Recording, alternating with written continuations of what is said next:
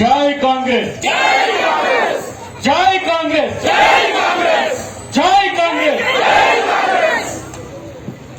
ఆకలి అవుతుందని మీ ముఖాలు తెలుస్తున్నారు.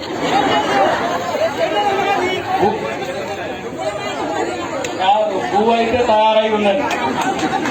మాట్లాడాల్సిన శంకరాన్ని అవినేతంగా మాట్లాడింది. మీరు అందరూ మాట్లాడినాక నేను మాట్లాడేది పెద్దగా ఏం లేదు. ఒక 5-10 నిమిషాలు మనం మాట్లాడుకుందాం. అందరూ మాట్లాడిన అంశాలు కాకుండా ఇది కొత్త అంశాలు మాట్లాడుతూ మనం చూద్దాం.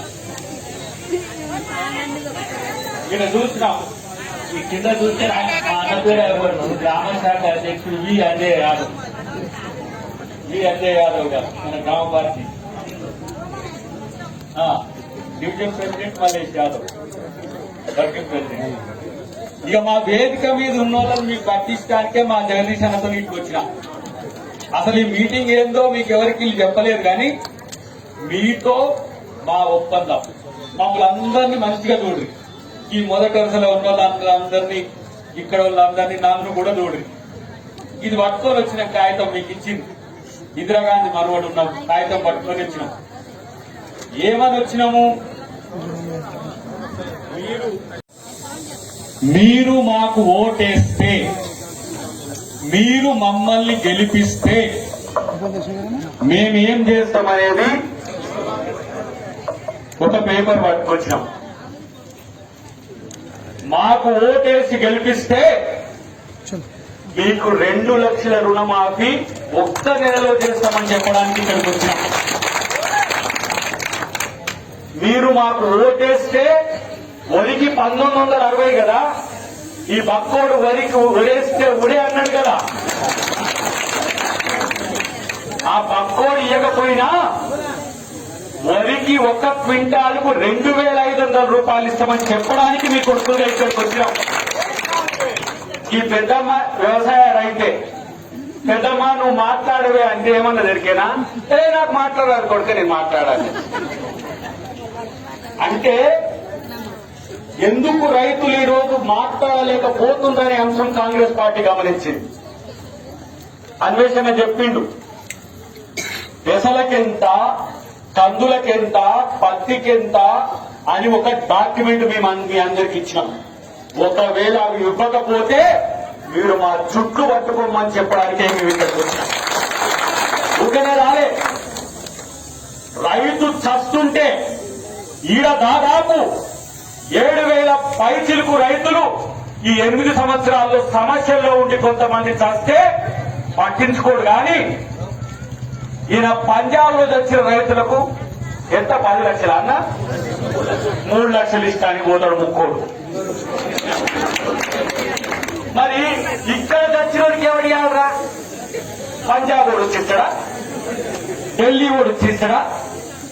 మళ్ళా ఈడ పాలించిన ఆయన అంటే ఈయన బీఆర్ఎస్ అని పెడతాడట, భారత రాష్ట్రీయ సమితి. ఇక ఈడ వీకిడ్ కనిపోయి ఆడ వీకాడు. ఈడ ఏం చేసావు దరిద్రుడా? 30,000 కోట్ల రూపాయలు సారాకు వచ్చే పైసలు, 30,000 కోట్ల రూపాయలు నా పేద ప్రజల రక్తం పిండి బెల్ట్ షాపులు పెట్టి, వైన్ షాపులు పెట్టి 1,000 కోట్ల రూపాయలు నా పేద ప్రజల నుంచి ఇలా పీల్చుకుంటున్నాం. ఏమిచ్చినావు?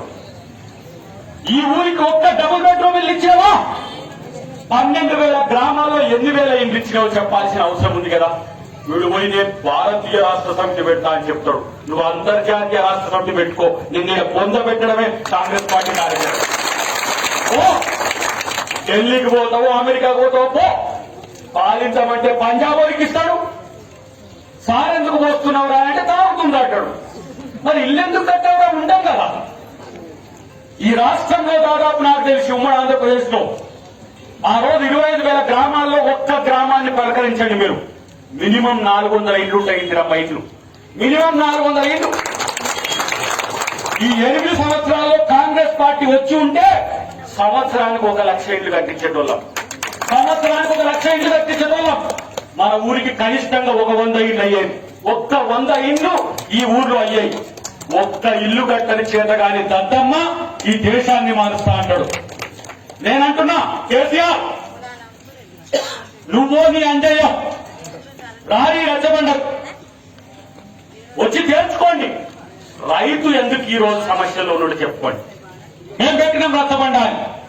మీరు ప్రభుత్వంతో గతంలో మీటింగ్లు పెట్టిన పెట్టండి. మేమిచ్చిన ఈ పత్రానికి ప్రతిగా మీరు ఒక డాక్యుమెంట్ ఇవ్వగలుగుతారా? ఇస్తారా? మీరు రైతులకు 2,500 రూపాయలు ఒలికి 2 లక్షల రుణమాఫీ వడ్డీ 2 లక్షల రుణమాఫీ మీరు మాఫీ చేస్తారా? ఏమైంది తెలుసా? వడ్డీ అనే పదం ఎందుకు వచ్చిందంటే 1 లక్ష రూపాయలు ఉన్న రైతుకు 4 సంవత్సరాల్లో 1,60,000 రూపాయలు అయింది. ఏ ఊకోబావా అంటే ఏ ఊకోబావా దేవకూపులు మీకు అధికారం ఇచ్చిండ్రు రాబాయ్. కేంద్రంలో పాలించమని ఆ పువ్వానికి, రాష్ట్రంలో పాలించమని ఈ పువ్వులకి ఇచ్చిండ్రు. చేస్తాను చెయ్యనోళ్ళని నమ్మలే మీరు, చేసిన వాళ్ళని నమ్మలే, చెయ్యనోళ్ళని నమ్మిండ్రు. చెయ్యనోళ్ళని నమ్మిండ్రు. వాడు 2 పువ్వులు గులాబీ ఈ చెవులో, కమలం ఈ చెవులో పెట్టిండు. మనకు ఇంకా వాళ్ళని భరిద్దామా? ఇంకా వాళ్ళని భరిద్దామా? చేతితో పిసికేస్తామని చెప్పి తెలియజేస్తున్న మిత్రులు, ఈ దేశం కాంగ్రెస్ పార్టీ యొక్క ఆత్మ, ఈ దేశం కాంగ్రెస్ పార్టీ యొక్క నిర్మాణం. మరొకటి పెడతారు, ఇది ఎన్ఫోర్స్మెంట్ డైరెక్టరేట్ రాహుల్ గాంధీ ఈ దేశంలో 2,000 కోట్ల రూపాయలు తీసుకున్నాడు, సోనియా గాంధీ 2,000 కోట్ల రూపాయలు తీసుకున్నారు, వీళ్ళు దొంగతనం చేసిండ్రు అని అంటారు.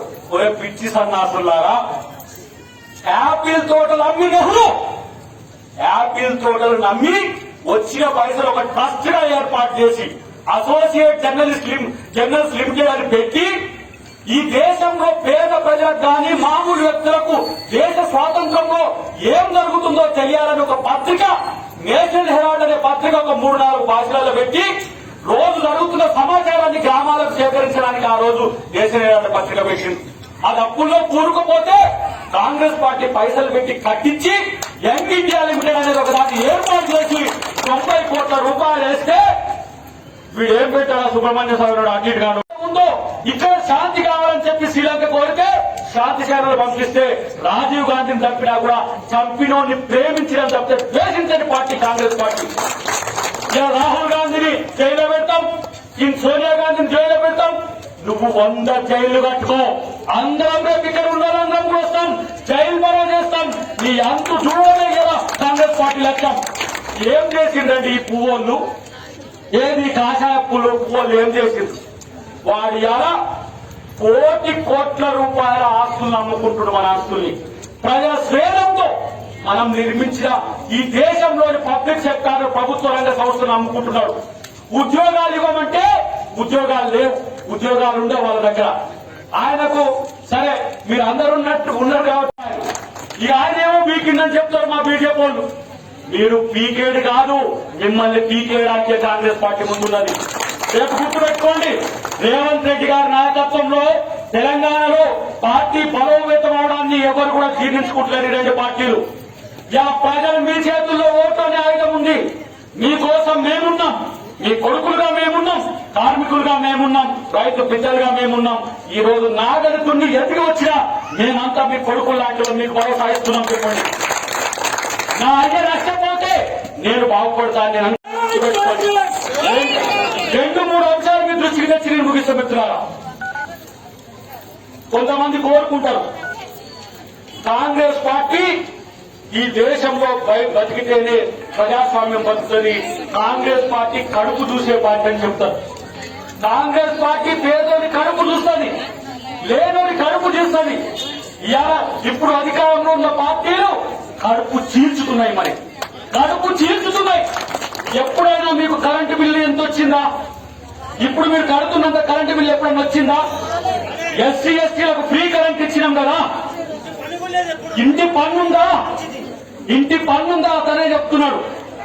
మీరు ఇలా చూడండి, కూరగాయల ధరలు పెరిగిపోయాయి, నిత్యావసర ధరలు పెరిగిపోయాయి, మరి పెట్రోల్ డీజిల్ ధరలు పెరిగిపోయాయి. ఈ రాష్ట్రంలో మేము రైతు పండించిన పంటను కొనేటోళ్ళు లేకపోయాయి. మరి ఎట్లా బతకాలి రైతు? 70% రైతులు, రైతు సమాజం వాళ్ళ కొడుకు సాఫ్ట్వేర్ ఇంజనీర్ ఉచిత విద్యను అందించే ప్రయత్నం కాంగ్రెస్ పార్టీ చేస్తున్న విషయాన్ని గుర్తుపెట్టుకోండి.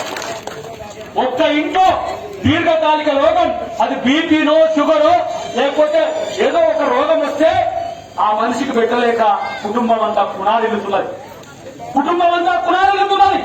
హాస్పిటల్స్ కు పోతే లక్షకు తక్కువ కాకుండా 10 లక్షలు 20 లక్షల వరకు కూడా ఈ రోజు హాస్పిటల్ దోచుకుంటున్నాయి.